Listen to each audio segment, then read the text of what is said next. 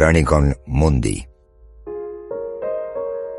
Dive deep into history.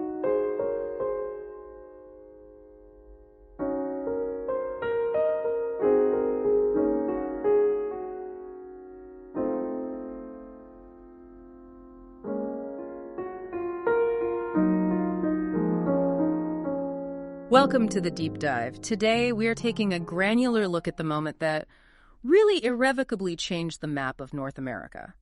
The capture of Quebec in 1759. It's such a pivotal moment. It is. And this isn't just about one battle. It's about a siege that came to this catastrophic climax, forcing both commanders into acts of what you can only call extreme desperation. That's exactly right. And we're not starting at the very beginning of the siege in June. We're picking up the story after James Wolfe's crushing and, frankly, bloody defeat at the Montmorency River on July 31st. A huge failure for him. A huge failure. That moment was a turning point. It really stripped away British confidence and forced Wolfe to confront the very real possibility of, well, total failure. Our focus today is on those 6 critical weeks that followed, culminating in one of the boldest gambles of the entire 7 Years' War. So our mission today is pretty straightforward. To understand how James Wolfe, despite professional failure, collapsing health, and internal dissent, pivoted from that grinding siege warfare to executing one of the most brilliant and, let's face it, famous surprise attacks in military history. Yeah, we really need to dissect the layers of deception, the logistics, and, crucially, the huge strategic missteps of the French command that basically opened the door for a British victory. Okay, so let's start there. Following the disaster at Montmorency, the narrative often focuses on this British recovery, but we really need to grasp just how dire things were for Wolfe personally. Let's unpack the state of the British command right after July 31st and the intensity of Wolfe's personal crisis. To call it a crisis is an understatement. It was an existential threat to his career and, potentially his life. Wolfe wasn't just losing a siege, he was physically losing his health. Oh, right. By August 19th, his body was just failing him, a combination of disease, probably consumption, and the immense mental strain. His aide-de-camp recorded that the general could not rise. He couldn't even get out of bed. Exactly. And we have his own correspondence, particularly that grim letter to Admiral Saunders, where he stated very plainly that he felt ruined. Ruined. Wow, that one word just tells you everything about the pressure of expectations he was under. It does. He knew he was carrying the hopes of William Pitt and the entire British North American campaign on his shoulders. A failure here, especially after the big successes at Louisbourg, would have branded him an expensive public failure. And the troops must have felt it too. Oh, absolutely. The visible signs of a stalled operation were fueling rumors of retreat among the soldiers. You have to remember this entire expeditionary force had sailed across the Atlantic, expecting a swift, decisive victory. And instead? Instead, they were stuck, facing these entrenched French lines at Beauport that were just proving impregnable. The conventional wisdom, the tactics that had won them battles in Europe, it just wasn't working here. So how did he respond to this military and physical collapse? Because by late August, he was still focused on the same area that had defeated him a month prior. He's just doubling down. He was desperate, and you're right. On August 25th, he wrote to his 3 brigadiers, Townsend, Murray, and Monckton, and he outlines 3 options for a final push. And the source material confirms all 3 were still aimed squarely at the Beauport lines. The very place he'd already been beaten. The very same place. The geography there was the whole reason for the French defense's success. So these were less, strategic options and more last-gasp efforts. Okay, let's analyze those 3 options because they really do underscore just how desperate his thinking had become. What was the first one? The first plan was almost fantastical in its complexity. It was a night march 8 or 9 miles inland to cross a ford in the St. Charles River and then attempt to sweep down behind the French defenses. That sounds like a long shot. A huge long shot. It required absolute total surprise across several hours of arduous movement. And given the dense forest and the immense proficiency of the Canadian and Native American scouts who were constantly watching British movements, achieving that level of surprise was virtually impossible. So it's a plan built on wishful thinking. Exactly. Not on reality. And the second option sounds even worse, kind of hearkening back to the July failure. It was essentially a repeat of that failed action. A night assault right up the same difficult terrain where his grenadiers had been massacred. He completely ignored the reality that Montcalm had spent the last month strengthening those very defenses. installing abatis, improving firing positions. So to even suggest that, it really points to a general on the verge of breakdown. It does. Someone who is unable to pivot away from a failed fixation. Okay, and the third option, a low water attack. A straightforward frontal assault on Beauport using all available chosen troops. This plan simply guaranteed maximum casualties against a concentrated enemy force protected by strong earthworks. It was a suicide mission, basically. So the common thread in all three plans is extreme risk and a very low probability of success. Right, and the general knew this too. That's why the documents that contained these options also included his grim rider, his Plan D, if you will. Which was? The phrase was, "The general thinks the country should be ruined and destroyed." That is a chilling phrase. It speaks to a commander who is already preparing for strategic failure and is now shifting to just punitive action. It does. It signals a shift from conquest to retribution. But here, and this is the truly fascinating turning point, the political and military moment that saved the campaign was the dissent of his brigadiers. They pushed back. They'd seen enough. They unanimously rejected all three of the Beauport plans and argued forcefully for a radical change in strategy. This is so crucial for a senior commander like Wolfe to be essentially overruled by his subordinates. That must have been nearly unprecedented. It completely undermines that image we have of Wolfe as this singular, brilliant commander driving the whole campaign. Right, the lone genius. Exactly. This was a committee decision, and it was born out of pure necessity. The brigadiers recognized the operational reality. They're running out of time before the St. Lawrence River froze, and continuing to batter Beauport was just pointless. So they came up with the alternative? They did. They insisted the British had to utilize their one overwhelming advantage, naval mobility, and focus the attack upstream, west of the city. And Wolfe, in a moment of either humility or just profound exhaustion, he accepted their unified counsel.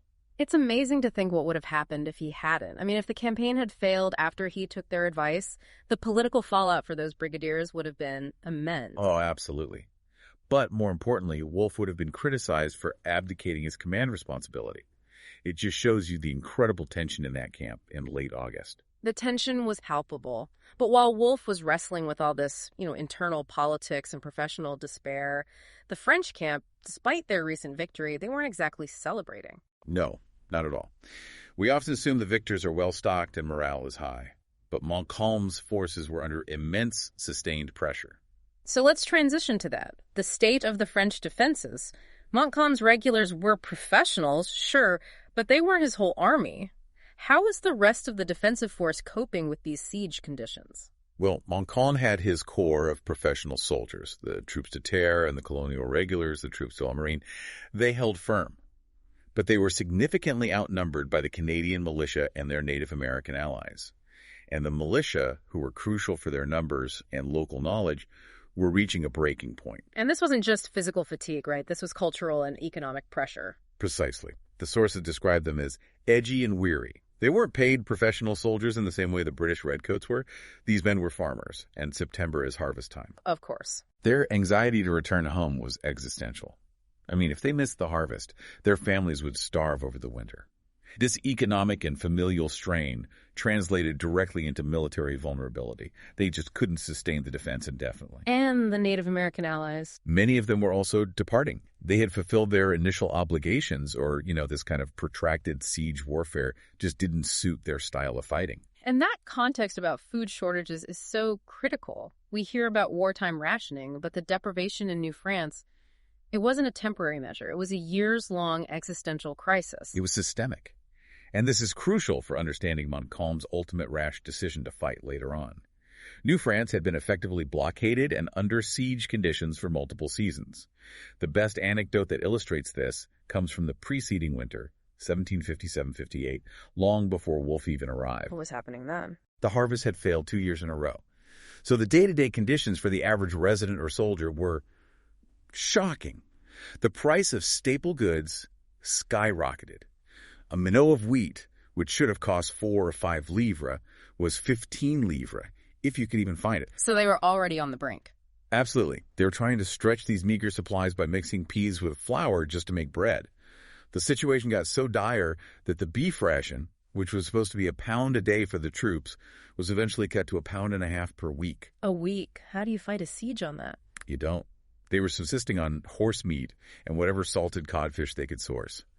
And the ultimate low point, according to the sources, was the spring of 1758. By early April, the daily bread ration in Quebec had dropped to a horrifying 2 ounces. 2 ounces of bread, that's nothing. It's a tiny sliver. Some inhabitants, the sources confirm, were reduced to living on grass. So the French defense was really running on fumes, willpower, and the knowledge that surrender meant the end of New France. So by September 1759, the defense was psychologically resilient, but physically and logistically, they were just exhausted. Exactly. The pressure to just get it over with was immense. They knew another winter under these conditions was impossible. Which brings us to the moment Wolfe breaks his fixation on Beauport and accepts the Brigadier's counsel to move upstream. And this shift was only executable because of one overarching factor: naval supremacy. Yes. The British Royal Navy was the ultimate, undisputed key enabler of the entire campaign.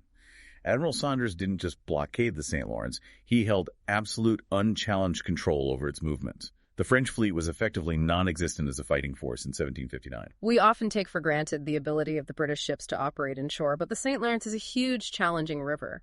How was Saunders able to manage this, including moving ships above the city? It was a testament to British maritime engineering and pilotage. They overcame natural challenges like the strong currents and rapids that the French thought would protect the upper river. Saunders' naval power meant he could not only transport thousands of troops and supplies upriver with impunity, but could also conduct complex amphibious rehearsals. And James Murray's earlier operations had shown this was possible. Exactly. They had demonstrated that these kinds of attacks upriver were feasible. But Wolfe had initially dismissed an upriver landing. He thought the terrain, while less defended, was too far from the city, and it would leave his troops exposed to Bougainville. And that was the initial logical assessment.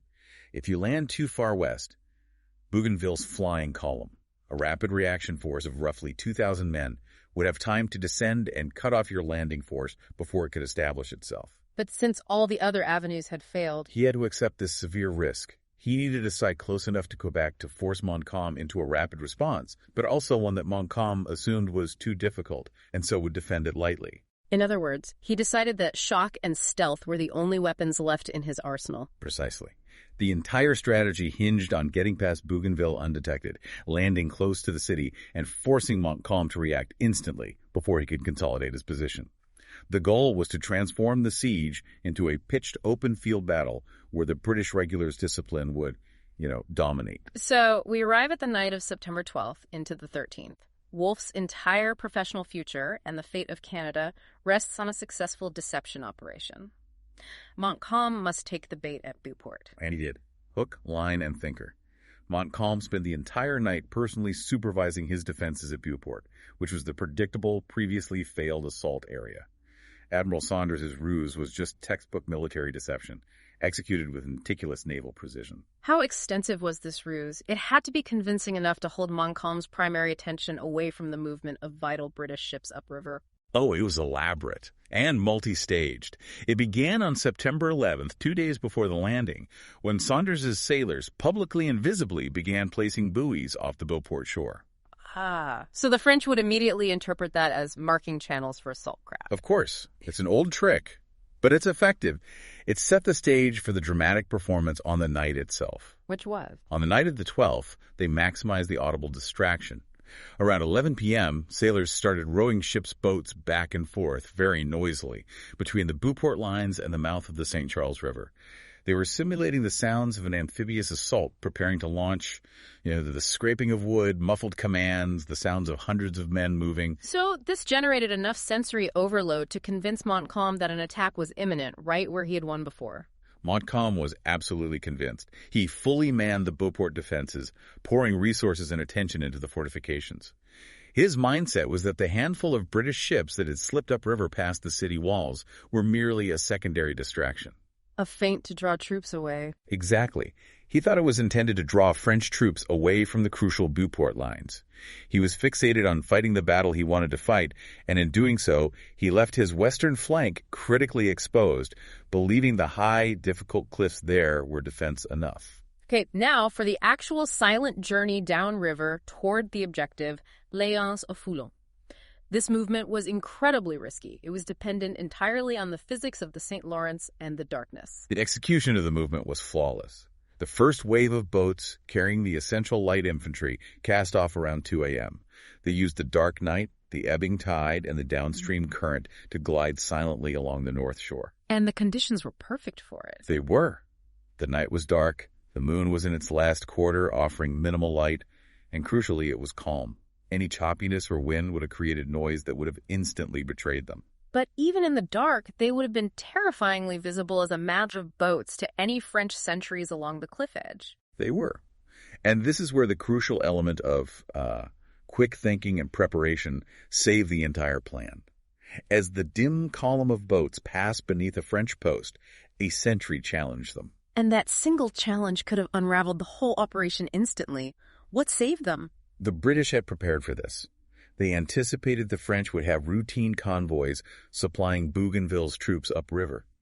So they had French-speaking officers, carefully selected for this role, placed in the lead boats. Smart. Very smart. They quickly responded to the challenge, claiming they were a supply convoy carrying provisions downriver from Batiscan. A perfect cover story, relying on existing French logistical movements. Precisely. And the guards, who were perhaps weary, perhaps lax, or maybe just didn't want to delay what they thought were critical food supplies, they accepted the explanation and allowed the column to pass unimpeded. Unbelievable. Had they delayed, investigated, or sent a warning shot, Montcalm would have had precious hours to react. That single moment of poor French vigilance was the hinge upon which the entire victory turned. So, once past the sentries, they reached the cove, Lanceau-Foulon, about half an hour before first light. That moment the boats hit the shore must have been pure adrenaline. It was the moment of truth. The geography of Lanceau-Foulon is a small, rocky cove, and the ascent was a sheer 175-foot bluff face. It's a near vertical climb, not a gentle slope. Without waiting, the detachment of light infantrymen, the most physically agile men, immediately began to scramble up. And who was the individual tasked with leading this near-impossible charge? That was Lieutenant Colonel William Howe, commanding the Light Infantry Battalion. This was a man of proven mettle. He was only 30, but he demonstrated exceptional skill during the siege of Louisbourg. This was a critical assignment requiring not just bravery, but superior leadership to find the narrow, winding path up the cliff. And the sources note his family connection, which must have added pressure and prominence to his role. Indeed. He was the youngest brother of Lord Howe, who had been killed at Ticonderoga the previous year. Wolfe clearly trusted his ability completely, placing him in command of this critical advance force. And Howe proved that faith was warranted. He and his men were the ones who secured the beachhead and the cliff top. So what were the French defenses like at the top of that bluff? Meager. Yeah. They were meager. There was a small camp guarded by a Captain Louis Dupont du Chambon de Vergor and a small detachment of troops. Howe and his men charged immediately upon mounting the cliff, using fixed bayonets to achieve silent surprise and overwhelm the sentries before a proper alarm could be raised. And this is where we find that striking, almost unbelievable piece of history regarding Captain Vergor. It's a remarkable failure of leadership. Captain Vergor was wounded in the brief skirmish, but he managed to dispatch a single runner to Montcalm. The great irony is that Vergor was notorious for poor military performance. Wait, hold on. You're saying the guy in charge of this critical landing spot was known for failure? He was the very same officer who had gained his only previous distinction, if you can call it that, by surrendering Fort Beauséjour back in 1755. You're kidding me. The same guy? The very same. It's a damning indictment of the political and command structures plaguing the French defense.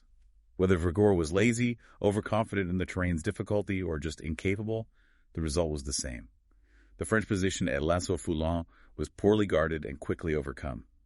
By the time Vergor's wounded runner reached Montcalm, the British were already establishing their line. The speed of that British consolidation is almost as shocking as the stealth of the ascent. I mean, they land in darkness, climb a sheer cliff, and yet by 6:30 or 7 a.m., 4,500 British redcoats are formed up on the plains of Abraham, ready for a pitched battle. That speed speaks volumes about their discipline and their logistical planning. They were hauling not just men, but essential supplies and even light artillery up that narrow, precarious path. The goal was to deploy before Montcalm could properly react, and they absolutely achieved it. And when Montcalm finally arrives? When Montcalm, described in the sources as the disbelieving Marquis, rode in from Beauport, he saw the scale of the disaster immediately. He'd been thoroughly deceived by Saunders's feint. His main force was 3 miles away, defending empty ground. His immediate response must have been sheer panic. Panic, certainly, but coupled with a professional commander's attempt to regain control. His first necessary action was to send an urgent message to Bougainville, who was further upstream with his 2,000 troops, ordering him to rush eastward immediately. But then came the crucial, debated decision. And this is the central strategic question of the entire campaign. When Montcalm saw the British formed up, why did he immediately rush to engage? I mean, considering his previous successful strategy of avoiding open battle, why did he abandon caution on September 13th? This decision cost him the city and his life. Historians debate it endlessly, but Montcalm essentially faced a three-way choice. 1, wait for Bougainville to arrive. 2, retreat into the city and fortify the walls, forcing Wolfe to initiate a difficult siege assault. Or 3, engage immediately. And he chose the third, most aggressive option, despite having a force that was, well, inferior in quality for an open field fight. He had about 4,500 men on the plains at that moment, versus the British 4,500. But the quality wasn't equal. Montcalm's force was a mix of French regulars, the Colonial Troops de la Marine, and the Canadian militia. And the militia, while brave, lacked the disciplined volley fire and bayonet training of the British redcoats in a line formation. He knew that. He knew better than anyone that his strengths lay in skirmishing and defensive earthworks, not in a European-style pitched battle on open ground. So why the hurried decision? Why not wait the couple of hours for Bougainville to arrive and potentially outflank the British? There are several compelling theories, all reflecting the immense pressure he was under. Firstly, there was the fear of consolidation. Montcalm might have believed that any delay would allow Wolfe to consolidate his position, drag more cannon up the bluff, and make a defensive line impenetrable. He felt he had to hit them before they could dig in. And the clock was ticking against the French logistically, but it was also ticking against the British. They were perched precariously on a cliff, relying on one narrow path for ammunition and supplies. That is the essential counterpoint that Montcalm seems to have missed. The tactical difficulty for the British was immense. They were far from their ships and supply depots. Delays would have severely favored the French. If Montcalm had retreated to the city walls, he could have fired down on Wolfe's lines while waiting for Bougainville to hit them from the rear. He could have placed the British in an untenable vice. So was there also an element of internal political pressure or honor involved? Absolutely. Montcalm had a very difficult relationship with the Governor-General, Vaudreuil, who had always favored a more aggressive Canadian-style defense. Montcalm, who preferred European professional warfare, was often viewed as too cautious. So after being so thoroughly deceived, there was immense pressure, both personal and political, to act decisively and restore his image and the French morale. A prolonged defense might have been viewed as cowardice or incompetence following the Great Feint. He felt compelled to redeem the situation immediately. Rather than execute the strategically sound plan. Right. It was a strategic gamble taken in a moment of psychological shock, contrasting sharply with his general policy of the preceding months. He deployed his men, and, crucially, his militia, in the open against the world's best professional line infantry. When the French line charged, the British line famously held its fire until the French were within close range and then delivered a devastating coordinated volley that shattered the French advance. The battle itself was incredibly short. 15 minutes, maybe? 15 minutes of concentrated fire before the French lines broke completely. It was decisive and rapid. Montcalm's hurried decision to fight, coupled with the precision of Wolfe's amphibious operation and the unwavering discipline of the British troops, sealed the city's fate. Both commanders were mortally wounded during the chaotic retreat. And the outcome, famously, was a decisive British victory on the Plains of Abraham on September 13th, 1759. Indeed. Despite the appearance of a hard-fought siege, the final battle was short and just catastrophic for the French. Quebec formally surrendered only 5 days later, on September 18th, 1759. We've tracked the entire trajectory, from Wolfe's desperation to the meticulous execution of the deception, culminating in Montcalm's fatal strategic error on the plains. So, what did this monumental success mean for the immediate landscape of the war? Well, for James Wolfe, the Battle of the Plains of Abraham secured one of the greatest military objectives of the era. It delivered the capital of New France to the British crown. And though he paid the ultimate price for it, he achieved immortal fame. The victory on the 13th was the military achievement, and the subsequent surrender of Quebec on September 18th was the formal transfer of power. And for the French, the loss of Quebec, the very heart of New France, meant the strategic collapse of their efforts in North America. It was devastating. Montcalm's command ended in defeat, and though the French would attempt to retake the city the following spring in the Battle of Ste Foy, the loss of the capital and the crucial military infrastructure meant they were fighting a losing war from that day forward. So the sources confirm that factual sequence. The victory on the 13th, the surrender on the 18th. The fall of Quebec, secured by audacity and deception, really stands as a high water mark of British military achievement in the 7 Years' War. It does. It wasn't the end of the 7 Years' War, not by a long shot, but it was the point of no return for New France. And funnily enough, the logistical nightmare of feeding and sustaining an army over that terrible winter of 1759-60 now fell upon the British garrison. But the strategic control of the St. Lawrence River, and therefore the interior of the continent, had been irrevocably lost by the French. We've reached the end of this deep dive into the audacious capture of Quebec, 1759. What remains so clear is that this turning point in world history wasn't just a matter of military might, but of precise execution, overwhelming naval power, and a single fatal strategic miscalculation under extreme psychological pressure. It really shows that even the most brilliantly designed defenses can be undermined by one moment of strategic shock and a failure of leadership at a critical outpost. Thank you for joining us as we unpack this incredible moment in military history. We hope you feel a little more well-informed.